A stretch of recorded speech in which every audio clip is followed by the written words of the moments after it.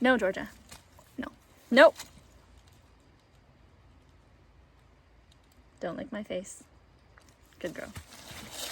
My husband and I have been very financially blessed. And what I mean by that is that we've had no money for the most part. We can feed our family. We can buy some things that we want. But for the most part, we don't have the money to just build a house, which is why we live in an off-grid camper. Well, the off-grid part was more intentional than that, and actually pretty pricey if you factor in solar panels, generator, and all that stuff. But that's why we live in a camper on our land.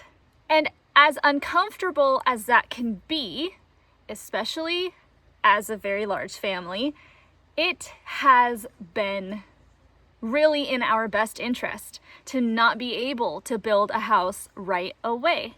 And that's because we have been forced to live on our land in a temporary residence and observe how the seasons, how the weather, how the sun interacts with the land. And I think that is a very important part of choosing a site to build a house on your homestead. If you have not heard of Passive House, you really should check it out. I believe it's a German way of designing and building a home so that it maximizes passive heat and electricity and water and all of these amazing things.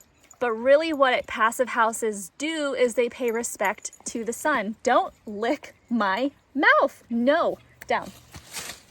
No, thank you. Ow. I'm muddy now.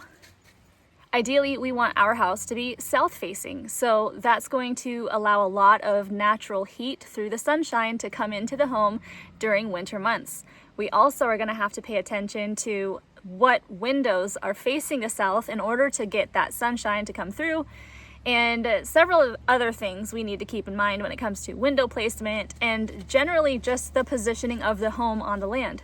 And if we had built the house on the land right away, before we even moved onto the land, then we wouldn't have known how the sun interacts with the preferred housing spot that we've chosen. And similarly, I want to show you something. This is our garden, and you can see after a very, very heavy rain how the water has cut its way through the garden beds and is diverting itself down the hill.